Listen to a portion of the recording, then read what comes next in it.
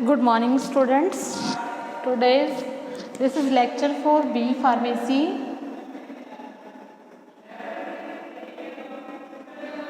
Fourth Sem. Subject is Physical Pharmaceutics 2.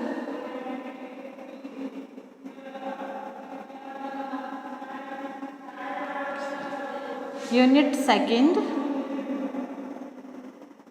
Name Rheology. Unit 2nd unit name is Rheology. Today हम आज discuss करेंगे rheology के बारे में। रियोलॉजी क्या है? रियोलॉजी वर्ड ग्रीक वर्ड से लिया गया है, कम्स फ्रॉम ग्रीक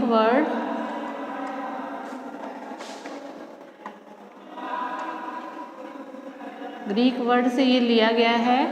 रियो का मतलब है टू फ्लो, लोगोस का मतलब है साइंस। लोगो का क्या मतलब है? लोगोस का मतलब है साइंस। रियोलॉजी में क्या करते हैं हम? किसी भी जो मैटर है हमारे पास, मैटर जैसे कि आपको पहले भी डिस्कस किया गया था, मैटर की 3 फॉर्म होती हैं, सॉलिड, लिक्विड, गैस।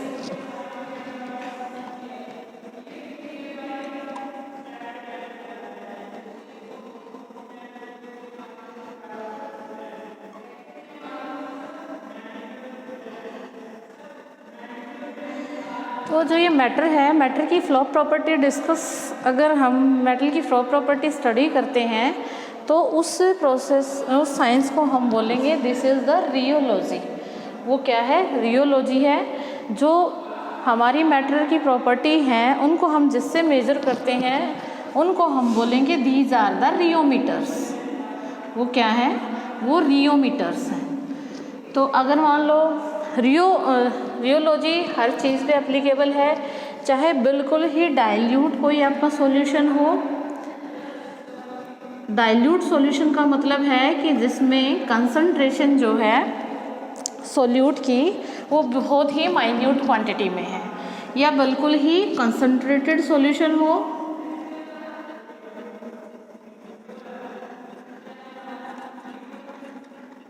कंसंट्रेटेड का मतलब है जिसमें सॉल्यूट का अमाउंट बहुत ज़्यादा हो, वो होते हैं कंसंट्रेटेड सॉल्यूशन।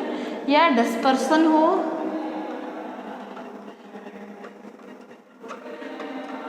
डिस्पर्सन का क्या मीनिंग है? डिस्पर्सन का मीनिंग है कि कई बार क्या होता है, मान लो हमने कोई फॉर्मुलेशन बनानी है लेकिन उसमें जो हमने सॉलिड मटेरियल जो यूज़ किया है वो डिज़ोल्व नहीं हो रहा सॉल्वेंट में, या कोई हमने लिक्विड फॉर्मुलेशन बनानी है और 2 लिक्विड हमने ऐसे मिक्स करने हैं जो कि एक दूसरे के साथ मिक्स नहीं हो रहे, तो उस केस में हमारी जो फॉर्मुलेशन बनती है वो बनती है डिस्पर्सन। 2 टाइप के हो सकते हैं, सस्पेंशन भी हो सकते हैं और इमल्शन भी हो सकते हैं। सस्पेंशंस भी हो सकते हैं और इमल्शंस भी हो सकते हैं।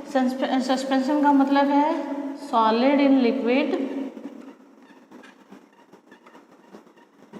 सॉलिड इन लिक्विड, और इमल्शन का मतलब है लिक्विड इन लिक्विड। इमल्शन का मतलब है लिक्विड इन लिक्विड। चाहे हमने डाइल्यूट कोई हमारी फॉर्मुलेशन है, चाहे बिल्कुल कंसंट्रेटेड है, या कोई रिगरस फॉर्मुलेशन है, या हमारा कोई डिस्पर्शन है, या सॉलिड है, या कोई सेमी सॉलिड है, सब के लिए क्या है? सबकी फ्लो प्रॉपर्टीज़ होती हैं और सबकी फ्लो प्रॉपर्टीज़ होती हैं और सबके लिए रियोलॉजी, सबकी मतलब रियोलॉजिकल प्रॉपर्टीज़ होती हैं और स्टडी भी करनी पड़ती हैं। अब जो ये रियोमीटर होते हैं, अगर मान लो किसी हमने बल्क सैंपल का कोई रियोलॉजिकल प्रॉपर्टी निकालनी है, बल्क सैंपल की, अगर हमने बल्क सैंपल की रियोलॉजिकल प्रॉपर्टी निकालनी है तो हम मैकेनिकल रियोमीटर यूज़ कर सकते हैं। क्या यूज़ कर सकते हैं? Mechanical rheometer. अगर हमने कोई माइक्रो सैंपल है, बहुत ही माइन्यूट सैंपल है, तो उसके लिए हम माइक्रो विस्कोमीटर यूज़ कर सकते हैं। उसके लिए हम क्या यूज़ कर सकते हैं? Micro viscometer. और अगर हमारा कोई ऑप्टिकल सैंपल है,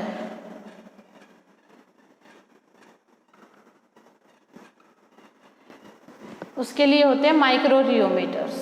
क्या होते हैं उसके लिए? माइक्रो रियोमीटर्स। तो ये जो क्या है, तो बहुत सारे फॉर्मूलेशन हमारी ऐसी होती हैं कि वो एक प्रॉपर रियोलॉजिकल प्रॉपर्टीज शो ना करके क्या करती हैं, वो एक कॉम्प्लेक्स रियोलॉजिकल प्रॉपर्टीज शो करती हैं। तो कॉम्प्लेक्स रियोलॉजिकल प्रॉपर्टीज कौन सी फॉर्मूलेशन शो करती हैं?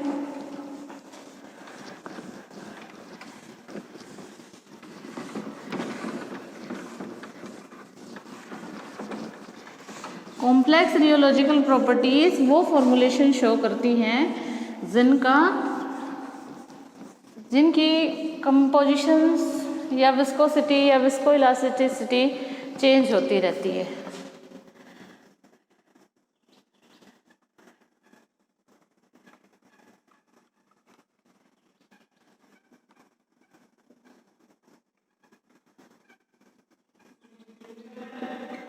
तो ये कॉम्प्लेक्स रियोलॉजिकल प्रॉपर्टीज हैं, ये क्या करती हैं, किसकी होती हैं? जिसकी विस्कोसिटी जिस भी फॉर्मूलेशन की या विस्को इलास्टिसिटी,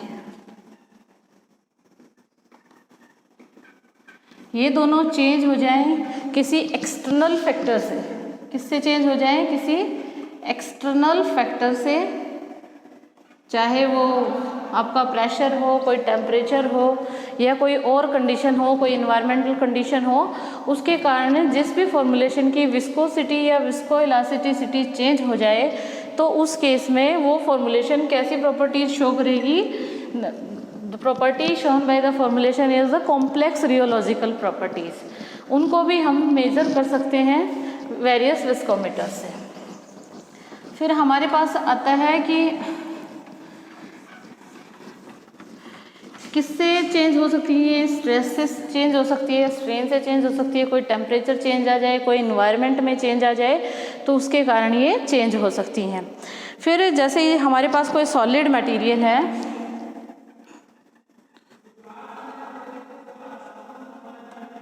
अब हमारे पास कोई सॉलिड मटेरियल है, हमने उस पर क्या किया? स्ट्रेस अप्लाई कर दिया। क्या अप्लाई किया? उस पर स्ट्रेस अप्लाई कर दिया। तो स्ट्रेस अप्लाई करने के बाद क्या होगा? दो टाइप की वो डिफॉर्मेशन शो करेगा। एक तो होता है फॉर्मेशन, फॉर्मेशन का मतलब है बनना, डिफॉर्मेशन का मतलब है कि उसमें कोई चेंज आना। दो टाइप की डिफॉर्मेशन शो करेगा वो, इलास्टिक डिफॉर्मेशन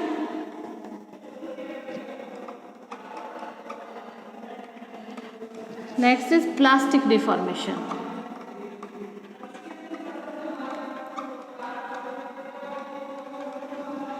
इलास्टिक डिफॉर्मेशन में क्या है कि ये जो चेंज होते हैं ये स्पॉन्टेनियस होते हैं। चेंज क्या है?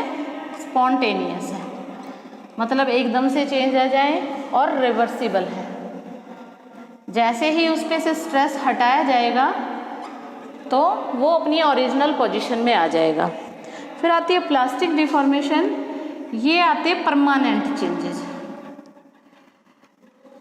कैसे चेंजेस आते हैं? दीज चेंजेस आर परमानेंट ये चेंजेस होते हैं और इरिवर्सिबल होते हैं। बेशक से इस पे से स्ट्रेस हटा दिया जाए, ये अपनी ओरिजिनल पोजीशन में नहीं आएगा।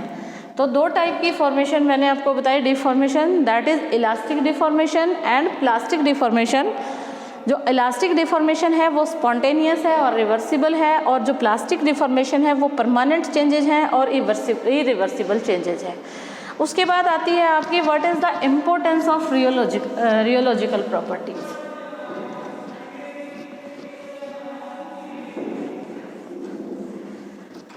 इम्पोर्टेंस क्या है?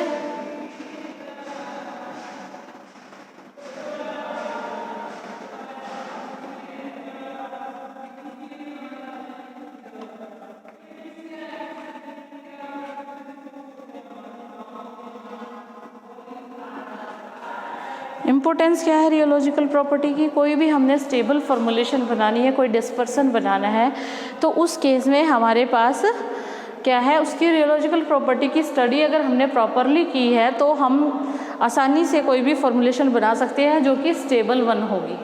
Excuse me.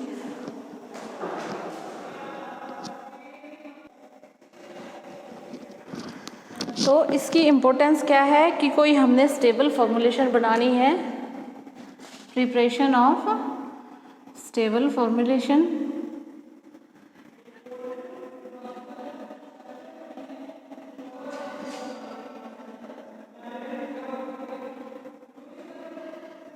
जैसे पेंट इंडस्ट्री है, वर्निशिंग इंडस्ट्री है, उसमें क्या है, थिक्सोट्रॉपिक प्रॉपर्टी स्टडी की जाती है।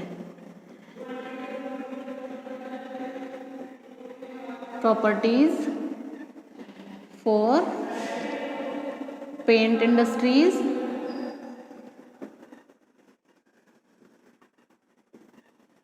अच्छा उसके बाद आता है कि पॉलीमर, कोई हमने मॉलिक्यूल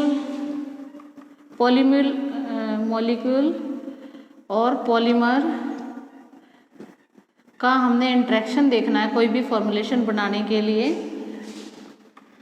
तो हम क्या करेंगे, उसकी रियोलॉजिकल प्रॉपर्टी स्टडी करेंगे फॉर न्यू फॉर्मुलेशन। फिर आता है कि जैसे हमने कोई नया मॉलिक्यूल स्क्रीन करना है, कोई एक्सिपिएंट स्क्रीन करना है, स्क्रीनिंग ऑफ मॉलिक्यूल्स और एक्सिपिएंट्स, उसमें भी इसकी इम्पोर्टेंस है। स्क्रीनिंग ऑफ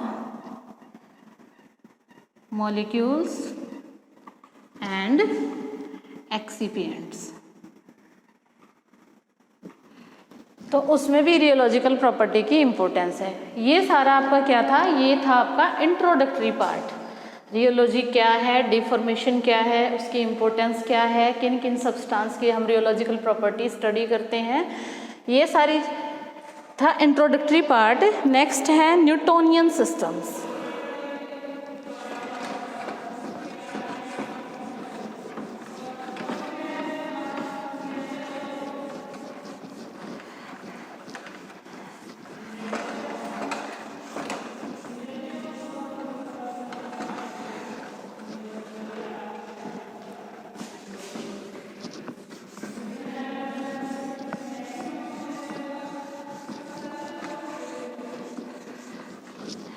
नेक्स्ट हमारे पास क्या है, न्यूटोनियन सिस्टम।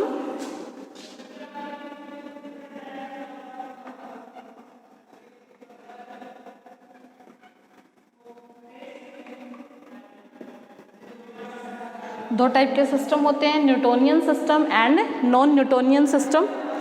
न्यूटोनियन सिस्टम में पहले हम पढ़ेंगे लॉ ऑफ फ्लो।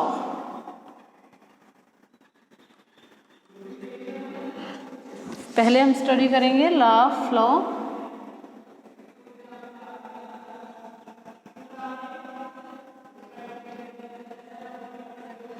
मान लो ये बहुत सारी लेयर का कोई हमारा मटेरियल है, ब्लॉक्स हैं, तो जो ये शियर स्ट्रेस इस पे अप्लाई होगा, कोई भी हमने फोर्स अप्लाई किया इस पे, तो जो शियर स्ट्रेस अप्लाई होगा वो डायरेक्टली प्रोपोर्शनल होगा rate of flow in the direction of normal. अगर हमने यहाँ फोर्स अप्लाई किया तो ये लेयर यहाँ पे जाएगी, ठीक है, लेयर यहाँ पे स्लाइड कर जाएगी, तो ये किसके डायरेक्टली प्रोपोर्शनल होगा कि जो शियर स्ट्रेस है वो डायरेक्टली प्रोपोर्शनल है, डायरेक्टली प्रोपोर्शनल होगा rate of flow to the normal direction, to the normal direction। तो जो लिक्विड इस लॉ ऑफ फ्लो को ओबे करेंगे, जो लिक्विड इसको फॉलो ओबे करेंगे, उसको हम क्या बोलेंगे, न्यूटोनियन फ्लूइड्स।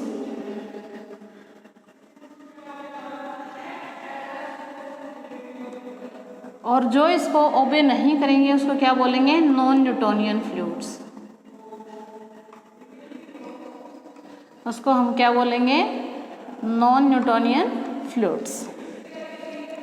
जो रियल अगर आपको ग्राफिकल इसके रिलेशनशिप देखने को कहा जाए तो ये रिलेशनशिप आपकी आएगी लीनियर ऐसे।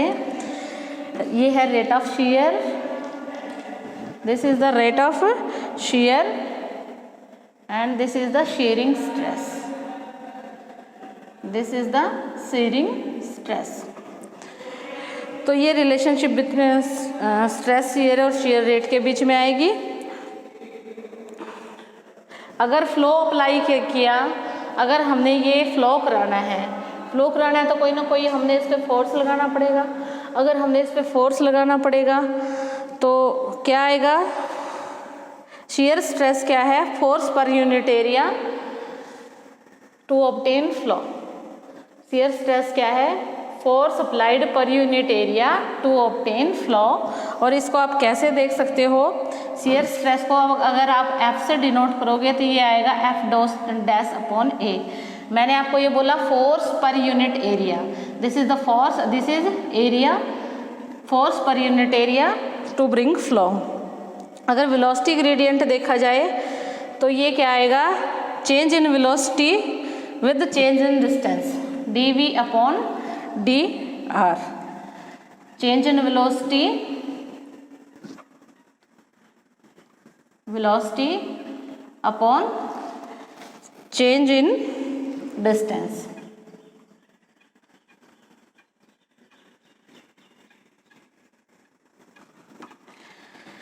तो रेट ऑफ शेयर को आप G से डिनोट करोगे, G is equal to dv upon dr। ठीक है, F is equal to F dash upon A, this is for पर unit area, this is change in velocity पर चेंज इन डिस्टेंस। तो अगर आपको ये क्या कहता है, अगर वेलोसिटी ग्रेटर है तो फोर्स भी ग्रेटर रहेगा उस पर चेंज लाने के लिए। अगर वेलोसिटी कम है तो फोर्स भी आपको कम चाहिए इसको चेंज करने के लिए।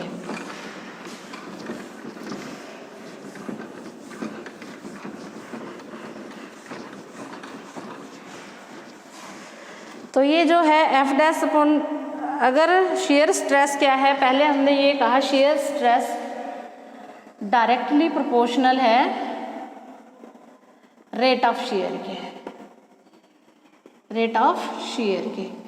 तो अब ये है shear stress F not upon A, directly proportional किसके है, ये dv अपॉन dr के, this is the rate of shear. ठीक है, अगर आप देखो कि F not A, F dash upon A is equal to new into dv upon dr। ठीक है, तो ये जो F आ जाएगा ये F के इक्वल है, ये सारा G के इक्वल है, म्यू G। यहाँ पे ये सारी यूनिट F के इक्वल है, ये सारी यूनिट G के इक्वल है। तो अगर हम उनकी इक्विवेलेंट यहाँ पे पुट करते हैं तो क्या आएगा, F is equal to mu upon G। ये म्यू क्या है, this is the coefficient of viscosity, this is the coefficient of viscosity. और विस्कोसिटी को आप कैसे कैलकुलेट कर सकते हो, न्यू F अपॉन G। अगर आप इसको इधर ले आओगे और इसको इधर ले जाओगे तो आपका आएगा न्यू F अपॉन G। जो कोफिशिएंट ऑफ विस्कोसिटी को आप डिफाइन करोगे, this is the force per unit area required to maintain unit difference between two parallel layer. Force per unit area required to maintain difference of 1 unit between two parallel layer. दो parallel layer है, उनके बीच में अगर हमने 1 unit का difference बनाना है, उसके लिए जितना फोर्स चाहिए वो क्या आएगा, that is the coefficient of viscosity. जो विस्कोसिटी की यूनिट है, यूनिट ऑफ विस्कोसिटी वो क्या है, दिस इज द पॉइज और सेंटीपॉइज। क्या है, पॉइज और सेंटीपॉइज। इसको आप CP से भी नोट कर सकते हो। और जो CGS सिस्टम है उसमें आएगी डायन सेकेंड पर मीटर स्क्वेयर, डायन सेकेंड सेंटीमीटर स्केल, ये है CGS सिस्टम में। ठीक है, ये था आपका पोर्शन लॉ ऑफ फ्लो आपको कराया, रियोलॉजी का इंट्रोडक्टरी पार्ट। नेक्स्ट पार्ट आपको नेक्स्ट क्लास में कराया जाएगा। किसी को कोई क्वेश्चन हो तो आप कमेंट बॉक्स में लिख के पूछ सकते हो। Thank you and have a nice day.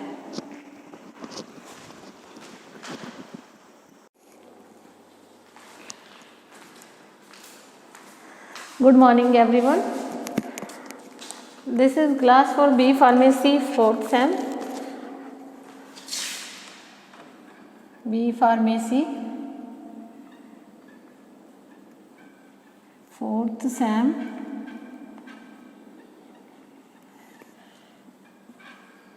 Topic is rheology. Subject is physical pharmaceutics 2.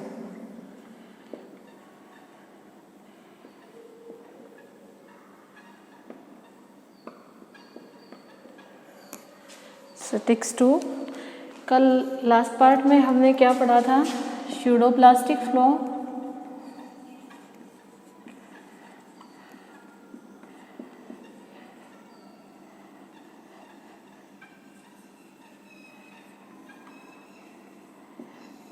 Next पढ़ा था हमने प्लास्टिक,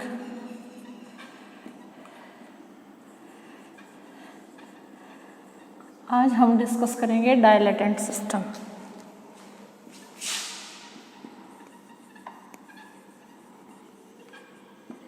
डायलेटेंट सिस्टम, जो ये डायलेटेंट सिस्टम है इसमें क्या है कि कुछ सस्पेंशन, जैसे हमने स्यूडोप्लास्टिक में पढ़ा है कि कुछ सस्पेंशन होते हैं जिसमें सॉलिड की कंसंट्रेशन ज़्यादा नहीं होती ना कम होती, तो उसमें क्या है कि वो कैसा सिस्टम शो करते हैं? वो सिस्टम शो करते हैं स्यूडोप्लास्टिक सिस्टम। तो स्यूडोप्लास्टिक सिस्टम जो वो शो करते हैं उसमें क्या होता है? शेयर थिनिंग सिस्टम आपको कराया था। शेयर थिनिंग सिस्टम,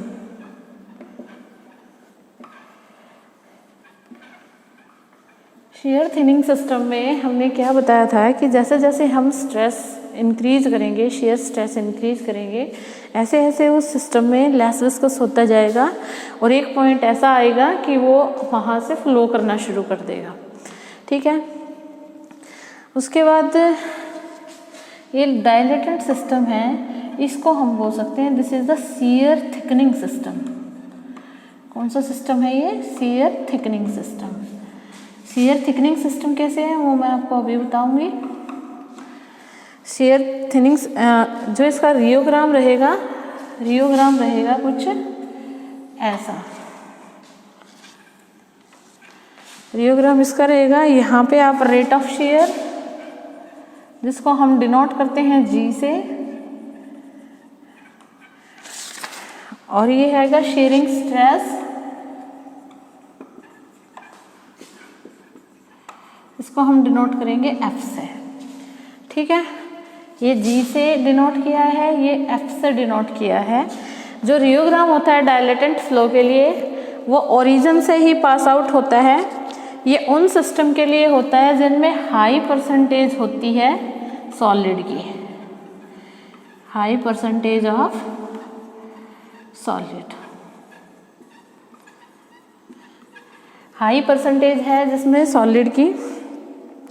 तो क्या करेंगे, ये क्या करते हैं? Resistance to flow. मान लो कि हमने कोई सस्पेंशन बनाया। सस्पेंशन क्या है? डिस्पर्स सिस्टम है जिसमें एक जो अनसोल्यूबल चीज़ है, कोई मटेरियल है, सॉलिड है, उसको डिस्पर्स कर सकते हैं हम किसी डिस्पर्शन मीडियम में। तो उसमें क्या होता है कि उस सॉलिड की परसेंटेज अगर हाई है तो वो रेजिस्टेंस करेंगे फ्लो करने के लिए। ठीक है, वो रेजिस्टेंस करेंगे फ्लो करने के लिए। तो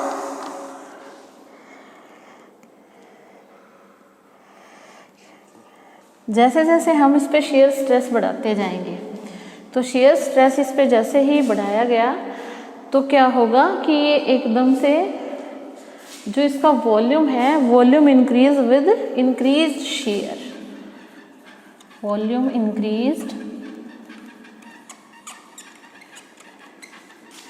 with increased shear stress, increased shear stress। ठीक है, इसमें क्या है कि मान लो कि पहले जो हमारा जो सिस्टम था जिस पे हमने कोई शेयर नहीं अप्लाई किया है वो ऐसा था, वो क्लोजली पैकिंग शो करता है, जैसे कि आप डायग्राम में देख सकते हो ये क्लोजली पैक है। जब हम इस पे कोई भी मान लो हमने ये जो वॉइड वॉल्यूम है इसका बहुत कम है, वॉइड वॉल्यूम होता है कि जो इंटरस्टिशियल स्पेस प्रेजेंट होता है उसको आप वॉइड वॉल्यूम बोल सकते हो। तो जो ये वॉइड वॉल्यूम है ये क्या है, बहुत थोड़ा है। जब इसमें हम कोई लिक्विड डालेंगे तो क्या होगा, small amount of liquid is required to fill void volume.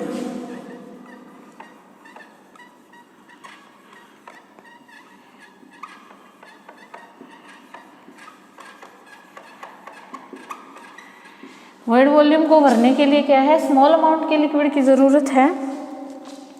जैसे ही हमने इस पे इंक्रीज्ड शेयर किया, इंक्रीज्ड शेयर से क्या होगा कि जो ये वॉइड वॉल्यूम है वो बढ़ जाएगा। वॉइड वॉल्यूम क्या है, बढ़ जाएगा। देखो ये बढ़ गया है वॉइड वॉल्यूम, आपको क्लियरली दिख रहा है। तो इसकी वजह से क्या होगा, थोरोली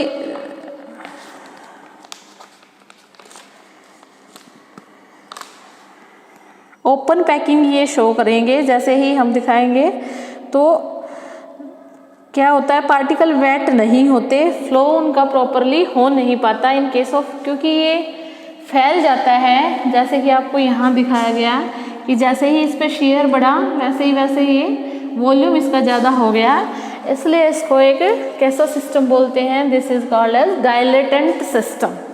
क्या बोलते हैं इसको, डायलेटेंट सिस्टम हम बोलेंगे। और जो फ्लो होगी, फ्लो इक्वेशन आप कैसे शो करोगे, फ्लो इक्वेशन आप कैसे शो कर सकते हो, Fn म्यू जी। ठीक है, F क्या है, एक्सपोनेंशियल है, नंबर ऑफ गिवन एक्सपोनेंट, और ये क्या है, विस्कोसिटी कोफिशिएंट। क्या है ये, विस्कोसिटी कोफिशिएंट। अगर इस n की value n is equal to 1 आ रहा है आपका, तो क्या है, वो न्यूटोनियन बॉडीज आप उसको कह सकते हो। लेकिन if n is less than 1 then dilatant system आप इसको बोल सकते हो, डायलेटेंट सिस्टम। अगर n इज मोर देन 1 है तो क्या आएगा, शूडोप्लास्टिक सिस्टम। क्या आएगा, शूडोप्लास्टिक सिस्टम।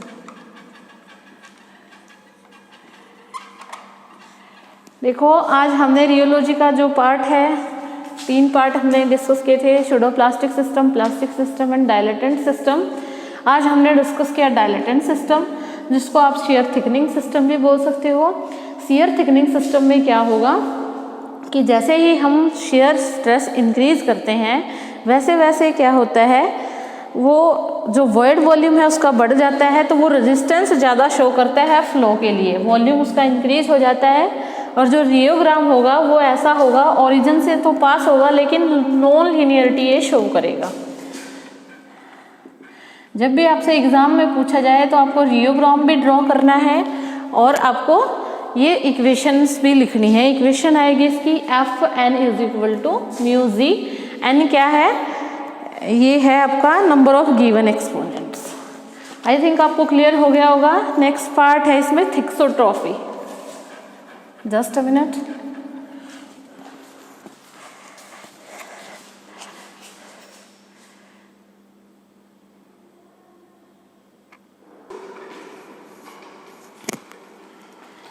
नेक्स्ट है थिक्सोट्रॉफी।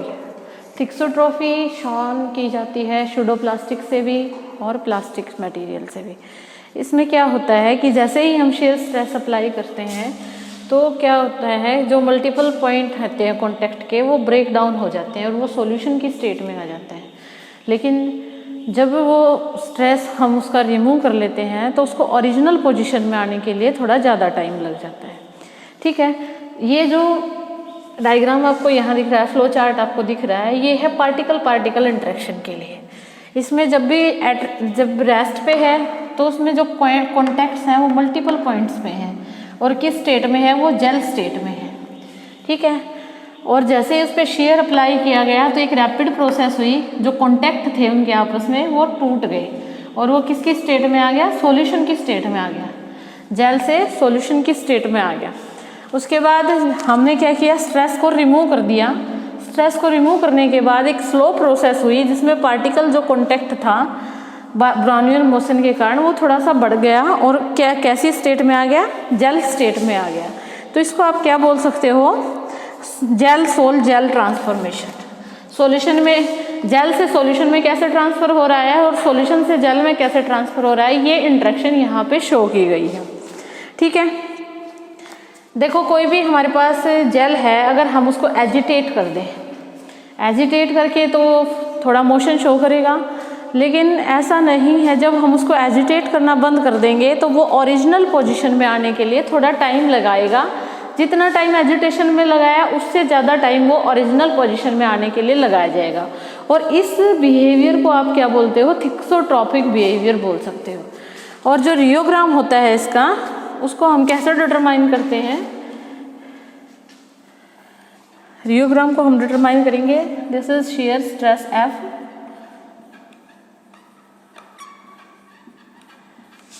रेट ऑफ शियर,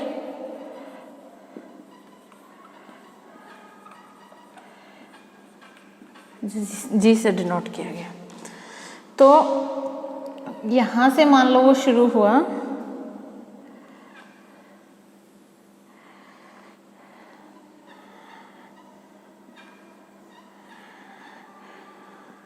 ये प्लास्टिक सिस्टम के लिए है। कौन से सिस्टम के लिए है ये, प्लास्टिक सिस्टम के लिए है। कैसा है इसमें, जैसे ही हमने शेयरिंग स्ट्रेस अप्लाई किया, ये A से B में पहुंच गया, यहाँ तक पहुंच गया, और जब हमने शेयरिंग स्ट्रेस रिमूव कर दिया तो ये B से C में आ रहा है, लेकिन बिल्कुल एक स्लो प्रोसेस के थ्रू ऐसा हो रहा है।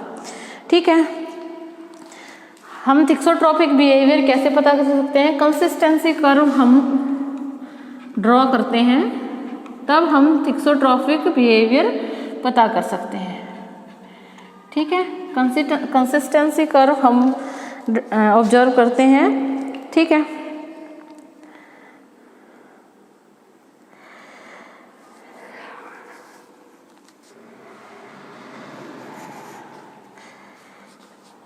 थिक्सोट्रॉपिक बिहेवियर के लिए, सूडोप्लास्टिक के लिए ये थोड़ा और ऊपर तक रेज हो जाता है और कई बार ये सुपर इम्पोजिशन भी शो करता है। फिर आती है नेगेटिव थिक्सोट्रॉफी, जस्ट अ मिनट।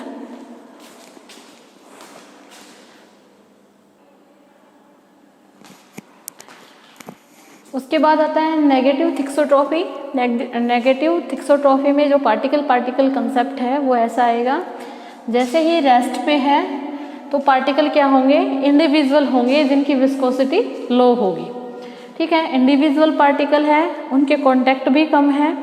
ठीक है, लेकिन जैसे ही उस पर शेयर स्ट्रेस बढ़ाया गया तो क्या होगा, पार्टिकल का कोलिजन होगा और उनके कांटेक्ट ज़्यादा हो जाएंगे और किस में आ जाएगा, वो सॉल्यूशन स्टेट में आ जाएगा। किस में आ जाएगा, सॉल्यूशन स्टेट में आ जाएगा। उसके बाद है रिमूवल ऑफ स्ट्रेस। जैसे ही हमने स्ट्रेस रिमूव किया, दोबारा से जो पार्टिकल हैं वो ब्रेक डाउन हो जाएंगे और उसकी विस्कोसिटी क्या हो जाएगी, लो विस्कोसिटी। ये कंसेप्ट है आपका नेगेटिव थिक्सोट्रॉफी का। जैसे हमने पहले ये बात की, जब हम उस पर शेयर स्ट्रेस इंक्रीज करते हैं तो वो फ्लो करना शुरू कर देता है, जैसे हमने बताया था जेल से सॉल्यूशन के स्टेट में आ जाएगा। लेकिन नेगेटिव थिक्सोट्रॉपिक के केस में नहीं होता, ये डायलेटेंट बिहेवियर शो करते हैं। ये कैसे डायलेटेंट बिहेवियर शो करते हैं कि ये फ्लो करना शुरू नहीं करते। ठीक है, जो रियोग्राम आएंगे नेगेटिव थिक्सोट्रॉपी के लिए वो ऐसे आएंगे।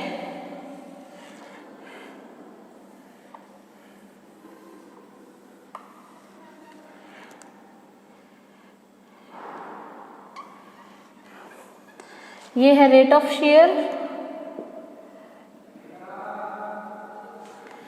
ये आएगा आपका शेयर स्ट्रेस। ठीक है, ये रहेगा नेगेटिव थिक्सोट्रॉफी में। ये मैग्नीशिया जेल शो करता है एंटी थिक्सोट्रॉफिक करैक्टर, जिसकी ग्रेटर टेंडेंसी होती है, सस्पेंडिबिलिटी ज़्यादा होती है, पार्टिकल ज़्यादा सस्पेंडेड रहते हैं क्योंकि उसमें सॉलिड की कंसंट्रेशन ज़्यादा होती है। लेकिन जैसे उसको छोड़ दिया जाए तो वो कई बार सॉल्यूशन लाइक बिहेवियर करना शुरू कर देते हैं, उसको बोलते हैं हम नेगेटिव थिक्सोट्रॉफी।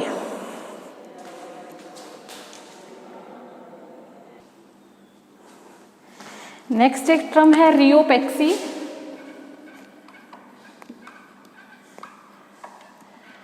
रियोपेक्सी जो टर्म है ये नॉन न्यूटोनियन फ्लूइड से शो की जाती है, shown by non Newtonian fluids.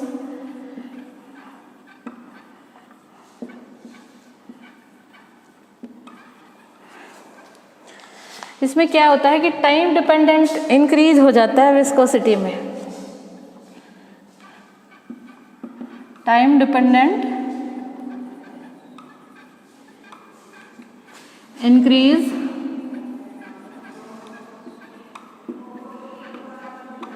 In viscosity. जैसे सेल्फ लाइफ में हमने कोई अपना मटेरियल रख दिया तो क्या होता है, जैसे जैसे टाइम ज़्यादा होता जाएगा तो वो थोड़ा ज़्यादा विस्कस होता जाएगा। ठीक है, क्यों होगा कि जैसे ही ज़्यादा टाइम के लिए हम रखते हैं तो शेयरिंग फोर्स उसमें बढ़ता जाता है और उसकी विस्कोसिटी कई बार ज़्यादा बढ़ जाती है। ठीक है, ये टॉपिक था आपका थिक्सोट्रॉफी का। एक बेनिफिशियल प्रॉपर्टीज़ है ये लिक्विड फार्मास्यूटिकल सिस्टम की। ठीक है, जो थिक्सोट्रॉफी है एक बेनिफिशियल प्रॉपर्टीज है।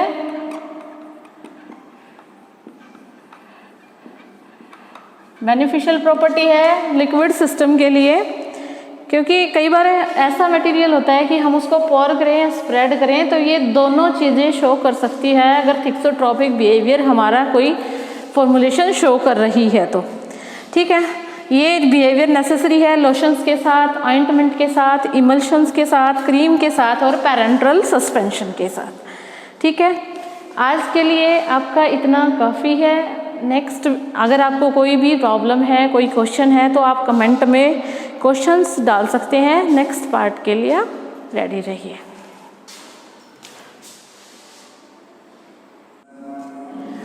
Hello class, today is for B Pharmacy 4th SEM and the subject is Physical Pharmaceutics 2 and we will discuss about the rheology. I am Sunita, Assistant Professor in Pharmaceutics. We will discuss about, firstly we will discuss about kinematic viscosity. Kinematic viscosity क्या है कि kinematic viscosity में कई बार जैसे हमारा जो inertial force है, जैसे कि मैंने लास्ट पार्ट में आपको बताया रियोलॉजी के बारे में, और जो हमारा विस्कस फोर्स है, जैसे ही हम उनकी रेशियो लेते हैं तो हमें ऑब्टेन्ड होती है फ्लूइड डेंसिटी। जैसे हम उनकी रेशियो लेते हैं तो हमें क्या ऑब्टेन्ड होती है, फ्लूइड डेंसिटी ऑब्टेन होती है। ठीक है, फ्लूइड डेंसिटी क्या है, उसको हम किससे डिनोट करेंगे, रो से अगर हम उसको डिनोट करते हैं, उसके थ्रू हम क्या करते हैं, काइनेमेटिक विस्कोसिटी डिटरमाइन करते हैं, V is equal to mu upon rho. ठीक है, ये इसके लिए एक्सप्रेशन है। SI यूनिट क्या होती है, काइनेमेटिक विस्कोसिटी की SI यूनिट रहेगी मीटर स्क्वायर पर सेकेंड और रो की यूनिट रहेगी kg पर मीटर क्यूब। ठीक है, फिर आता है कि what is the effect of temperature on the viscosity. देखो, जैसे हमें सबको पता है कोई भी चीज़ हम जैसे ही गर्म करते हैं तो वो लेस विस्कस हो जाती है, ऐसा ही रियोलॉजी के केस में है। जैसे जैसे टेम्परेचर हम इंक्रीज करते जाएंगे तो विस्कोसिटी क्या है उसके डिक्रीज होती चली जाएगी, और उसको हमने किस इक्वेशन से नोट किया है, mu is equal to AE/EV/RT। A क्या है, ये कांस्टेंट है जो डिपेंड करता है मॉलिक्यूलर वेट पे और मॉलिक्यूलर वॉल्यूम पे। A is a constant which depend upon molecular weight and molecular volume। तो जो ये EV क्या है, this is the activation energy, as I mentioned here, this is the activation energy activation energy क्या है कि देखो हमारे पास कोई ये मान लो कि कोई फ्लूइड है, कोई लिक्विड है, तो ये पहले ऐसी पोजीशन में है, स्टैंडिंग पोजीशन में है, ये फ्लो नहीं कर रहा, लेकिन जैसे ये एक्टिवेट होगा यहाँ पे, तो एक्टिवेट होते ही ये फ्लो करना शुरू कर देगा। इस चीज़ को फ्लो कराने के लिए जितनी एनर्जी की ज़रूरत होती है, उस एनर्जी को हम क्या बोलेंगे, this is the activation energy. तो कुछ टर्म हैं जो विस्कोसिटी से रिलेटेड हैं, वो क्या है, रिलेटिव विस्कोसिटी भी बोल सकते हैं, स्पेसिफिक विस्कोसिटी है, इंट्रिंसिक विस्कोसिटी है और रिड्यूस्ड विस्कोसिटी है। ये डिफरेंट रेशियोज हैं। फिर आते हैं हम टॉपिक पे, व्हाट इज़ द लास्ट में हमने डिस्कस किया था न्यूटोनियन फ्लूइड्स। अब हम डिस्कस करेंगे non Newtonian system. We will discuss about non Newtonian system. पहले पिछली क्लास में मैंने आपको ये बताया था what is the law of flow. तो जो भी लिक्विड फ्लूइड जो लॉ ऑफ फ्लो को ओबे नहीं करते, उनको हम क्या बोलेंगे, these are the non Newtonian system. कौन से सिस्टम रहेंगे वो, नॉन न्यूटोनियन सिस्टम वो रहेंगे। इसमें 3 टाइप के आते हैं, pseudoplastic, plastic and dilatant fluid. 3 type के हमारे नॉन न्यूटोनियन फ्लूइड होते हैं, plastic, pseudoplastic and dilatant. Just a minute.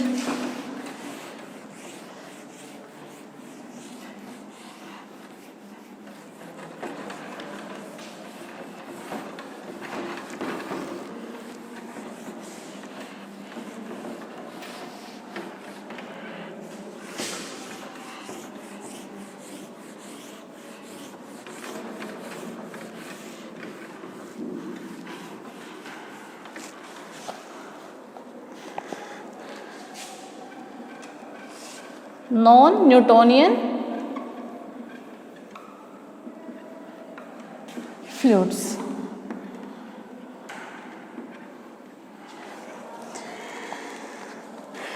या सिस्टम भी आप कह सकते हो इनको,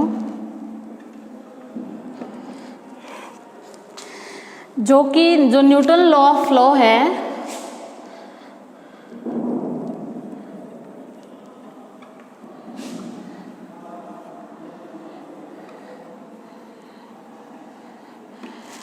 उसको ये ओबे नहीं करते।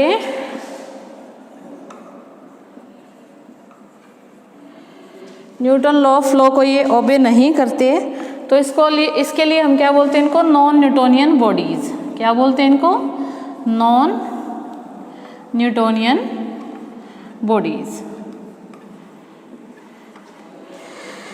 तो ये सॉलिड, लिक्विड, हेट्रोजीनियस डिस्पर्शन भी हो सकते हैं। क्या क्या हो सकते हैं ये, solid, liquid, heterogeneous dispersion,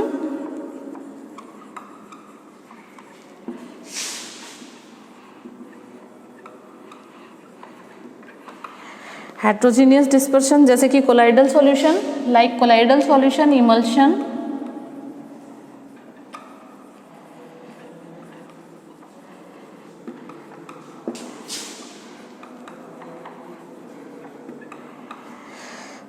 suspension etc. as well as ointments। क्या क्या हो सकते हैं ये, सॉलिड हो सकते हैं, लिक्विड हो सकते हैं, हेट्रोजीनियस डिस्पर्शंस जैसे कि colloidal solution, suspension, emulsion, as well as ointment भी ये हो सकते हैं। नॉर्मली इनको डिवाइडेड इनटू 3 पार्ट्स, 3 पार्ट्स में इनको डिवाइड किया गया है। फर्स्ट है इसका स्यूडोप्लास्टिक,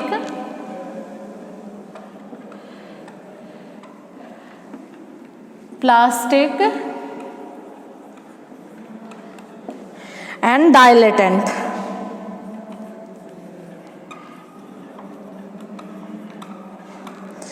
ठीक है,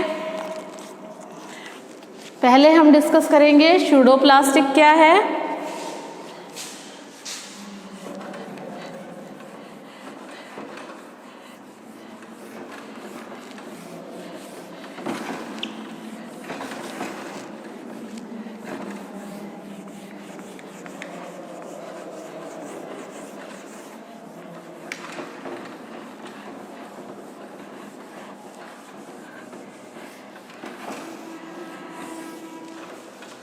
देखो हम इनका बिहेवियर देखेंगे इन पे स्ट्रेस अप्लाई करके। सबसे पहले हम क्या देखेंगे, इन पे स्ट्रेस अप्लाई करके हम इनका बिहेवियर देखेंगे। बिहेवियर देख के इनका कर्व हम बनाते हैं, इसको हम रियोग्राम बोलते हैं।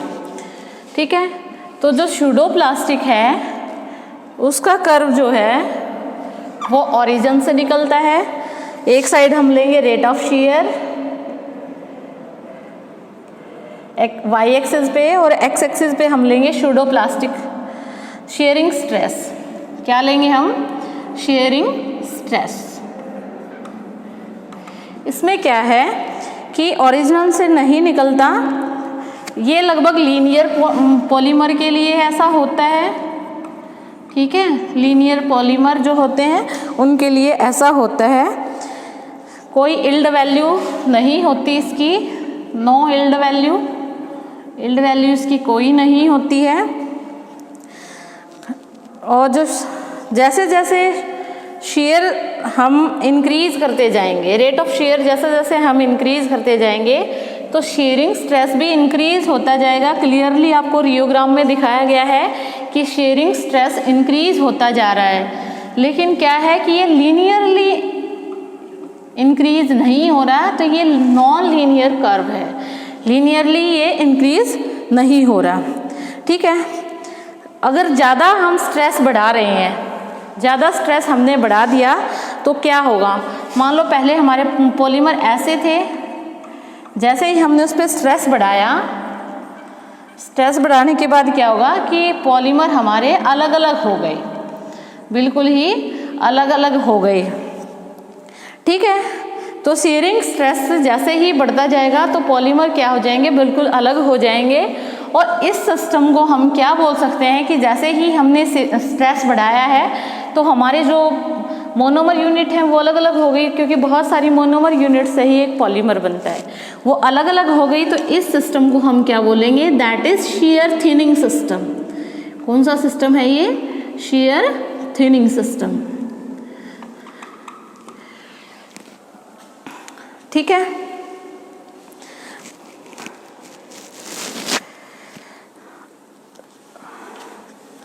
फिर है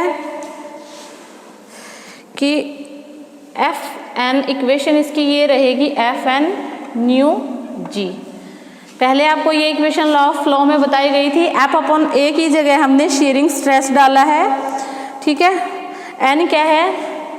number of specified exponents, number of specified exponent. ठीक है, म्यू क्या है? Viscosity coefficient. क्या है ये? Viscosity coefficient. और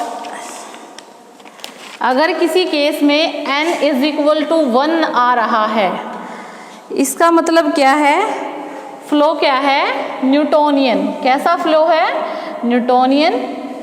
अगर किसी केस में n इज ग्रेटर देन 1 है तो फ्लो कैसा रहेगा? स्यूडोप्लास्टिक। कैसा रहेगा? स्यूडोप्लास्टिक। और किसी केस में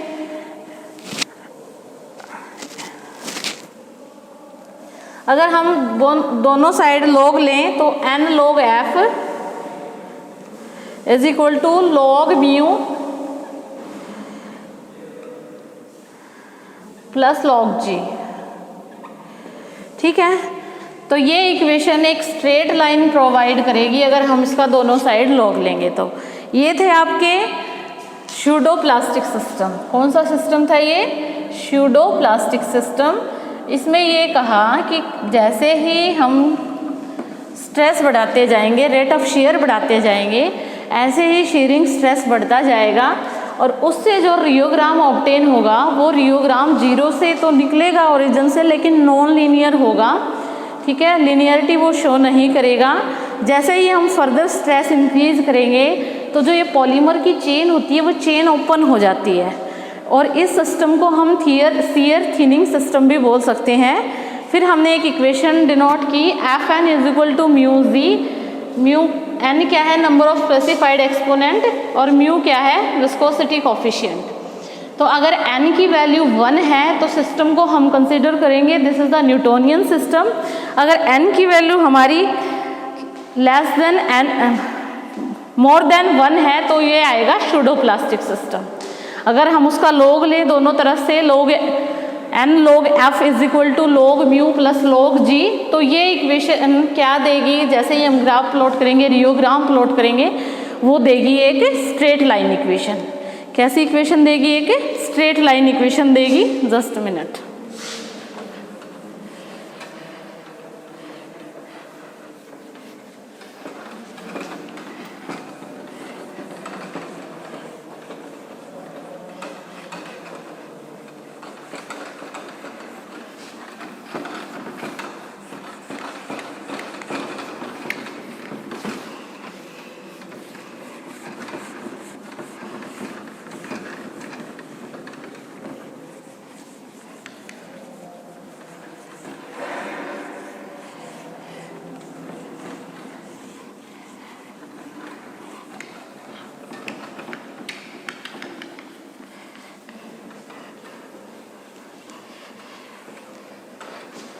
फिर आता है हमारा प्लास्टिक सिस्टम।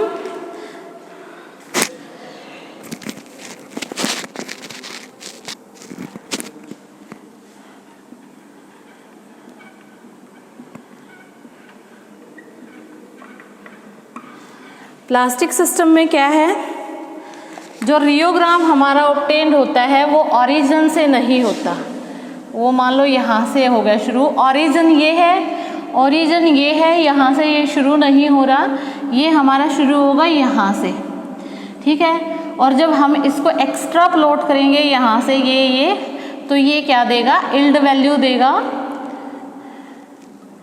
जैसे कि हमने सूडो प्लास्टिक फ्लो में ये बताया कि इल्ड वैल्यू नहीं होती, प्लास्टिक सिस्टम में इल्ड वैल्यू होती है, ठीक है। इसमें जैसे ही ये होगा रेट ऑफ शेयर जी, जिसको डिनोट करेंगे G से, और शेयरिंग स्ट्रेस जिसको हम डिनोट करेंगे F से।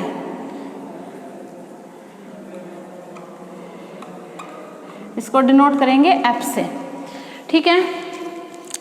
तो इसमें क्या होगा, जैसे ही मिनिमम स्ट्रेस हम अप्लाई करते हैं प्लास्टिक के केस में, तो क्या होता है कि कोई फ्लो नहीं होता उसमें, लेकिन जैसे जैसे ही हम स्ट्रेस बढ़ाते जाएंगे तो वो फ्लो करना शुरू हो जाएगा, ठीक है।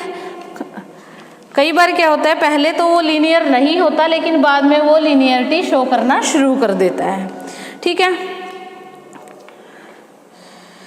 जैसे कि फ्लोकुलेटेड पार्टिकल हैं हमारे, ऐसे हैं फ्लोकुलेटेड पार्टिकल्स। जैसे ही हमने उस पर इल्ड वैल्यू देखी तो ये अलग अलग से आ गए।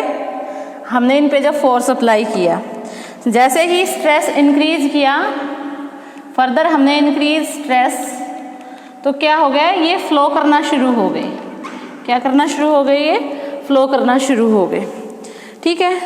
तो ये उसका रियोग्राम रहेगा, ओरिजिन से ना पास होके यहाँ से पास होगा, और उसके बाद ये लिनियरिटी शो करेगा, ठीक है। जो रेसिप्रोकल है मोबिलिटी का, वो रहेगी प्लास्टिक विस्कोसिटी। जो प्लास्टिक फ्लो को डिफाइन करेगी वो इक्वेशन रहेगी U is equal to F minus small f divided by G। ये स्मॉल f क्या है, this is the yield value. क्या है ये, इल्ड वैल्यू है। F क्या है, शेयरिंग स्ट्रेस है। G क्या है, रेट ऑफ शेयर है। यहाँ पे आपको बताया गया है कि इसको G से डिनोट किया जाएगा और इसको F से डिनोट किया जाएगा।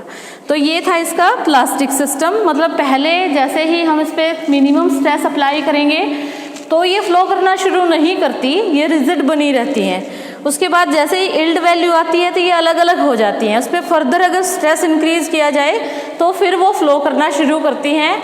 ऐसी बॉडीज को आप क्या बोल सकते हो, these are the plastic flow, और उनको आप बिंगम बॉडीज भी बोल सकते हो। क्या बोल सकते हो, बिंगम बॉडीज।